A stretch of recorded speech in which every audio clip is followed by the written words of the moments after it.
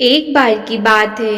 पुरी के राजा को अपनी भक्ति पर बहुत गर्व था। वे रोज स्वर्ण पात्रों में सोने के बर्तन में भगवान को उत्तम 56 भोग लगाते थे।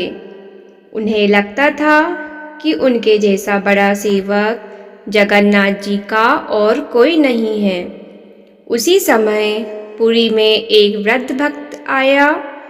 वह इतना गरीब था कि उसके पास ठीक से ओढ़ने के लिए कपड़ा भी नहीं था। उसके पास एक पुरानी फटी हुई चादर थी जिसे वह बड़े प्यार से सजा कर रखता था। वह रोज मंदिर के बाहर बैठकर गाता, हे प्रभु, मैं कुछ नहीं ला सकता, बस यह फटी चादर और अपना मन लाया हूँ। एक दिन उस वृद्ध भक्त ने सुना कि आज हाथी का उद्धार का उत्सव मनाया जा रहा है। उसने सोचा, प्रभु ने तो हाथी को बचाया था, क्या वे मुझ जैसे दीन को दर्शन नहीं देंगे? वह भक्त मंदिर के द्वार पर अपनी फटी चादर लेकर बैठ गया। लोग उसका मजाक उड़ा रहे थे। राजा सब अपने शान शौकत के साथ मंदिर पहुंचा तो उसने देखा कि वह गरीब आदमी अपनी फटी चादर को भगवान की ओर फैलाकर जगन्नाथ जगन्नाथ चिल्ला रहा है। राजा ने अहंकार में कहा, हटाओ इस दरिद्र को यहाँ से। यह अपनी गंदगी से मंदिर को अपवित्र कर रहा है। सैनिकों ने उसे धक्का देकर दूर कर दिया। वह भक्त रोते हुए जा गिरा, लेकिन उसकी चादर हवा में उड़कर मंदिर के शिखर की ओर चली गई। मंदिर के भीतर एक अजीब घटना हुई।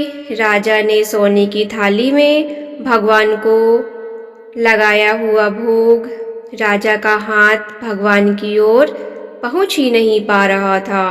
पुजारियों ने देखा कि भगवान के रत्न जड़ित वस्त्रों के ऊपर एक फटी हुई पुरानी चादर लिपटी हुई है। राजा हैरान रह गया। उसने पुजारियों से कहा, यहाँ कूड़ा किसने फेंका? पुजारियों ने उस चादर को हटाने की बहुत कोशिश की, लेकिन वह चादर भगवान के विग्रह से ऐसी लिपटी थी जैसे उसे किसी गोंद से चिपका दिया गया हो। तभी आकाशवाणी हुई, राजन, जिस चादर को तू कूड़ा कह रहा है वह मेरे प्रिय भक्त का हृदय है। तुमने उसे मंदिर से निकाला तो मैं तुम्हारे हाथ से भोग स्वीकार नहीं करूँगा। जब तक वह भक्त यहाँ नहीं आता मैं फटी चादर नहीं उतारूँगा। राजा का अहंकार टूट गया।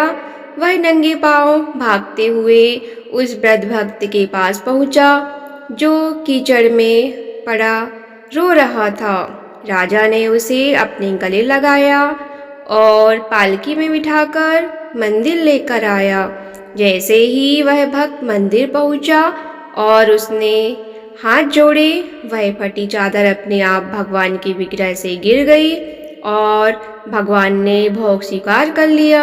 राजा को समझ आ गया कि भगवान की सोने की थाली नहीं बल्कि भक्त की फटी चादर में लिपटा प्रेम चाहिए।